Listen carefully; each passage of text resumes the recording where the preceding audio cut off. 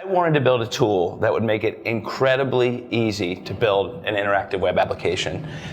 Jeremy was trying to build interactive web applications at the time. Not very successfully. And he actually said, hey Jay, I'm going to learn Perl, and I'm going to learn how to build applications with Perl. And I thought to myself, you don't need to do that. People shouldn't need to do that. I think I know how to do something that will make you really successful and knock your socks off.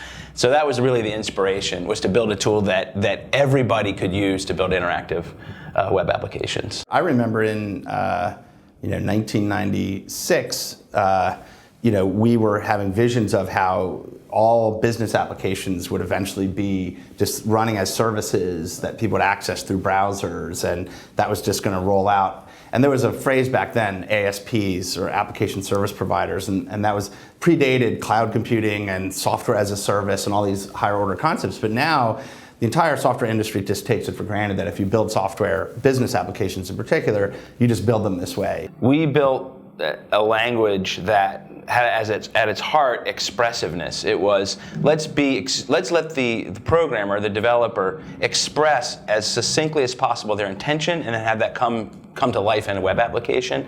And that's not always how programming languages are built. Many times they're built with a very general purpose, but then it just becomes very hard to do things. So I'm proud that a language that was built really for and of web applications has been so successful and thrived so much. Later on, when we merged with Macromedia and ColdFusion became part of the MX products, and it was part of this bigger family, we didn't really know what the future life of ColdFusion was going to be, but there was a commitment there to continue to build it. And some of the best versions of ColdFusion came out during that time. And then again, as Macromedia became part of Adobe, you always wonder what's going to happen to that product. And I remember learning from David Mendels, who worked at Adobe at the time at an Adobe Max conference a few years ago, that ColdFusion 10 had come out, and I think it had one of its best revenue years in the history of the product.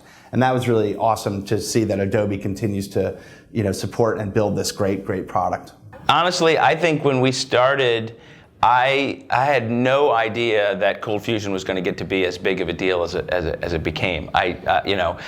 For me, it was I want to create a really nice product for the people I know to build web applications, and it was almost like that was the goal.